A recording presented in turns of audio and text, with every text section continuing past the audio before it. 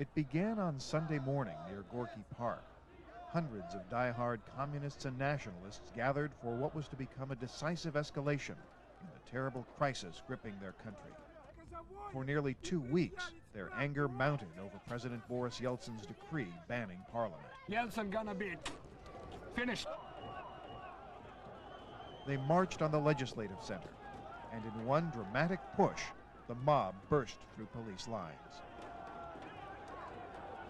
They rushed to join former Vice President Alexander Rutskoy, holed up in the White House in open defiance of Yeltsin. The Afghan war hero commanded the crowd to take over the mayor's office just across the street. With blood on their hands and hatred in their hearts, Rutskoy's ragtag regiment then moved to seize control of the Ostankino Broadcast Center, the key to Russia's airwaves. At the TV tower, hardliners further inflamed the crowd. Yeltsin is criminal, that's all. And as darkness fell, the violence began. When we got here, we saw a big crowd and 2 trucks, and they tried to smash through the door and through the windows here. Kurt Hefla has been a CBS News cameraman for 25 years. His first assignment was the Soviet invasion into Czechoslovakia.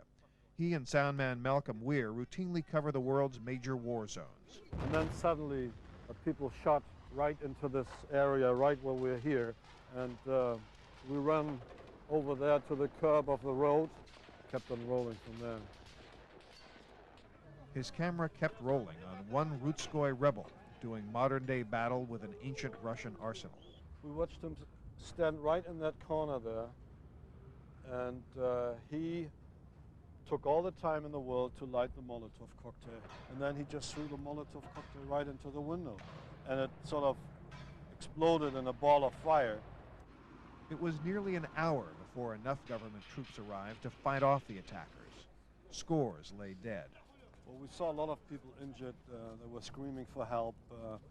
Some laid there for half an hour or more before somebody came.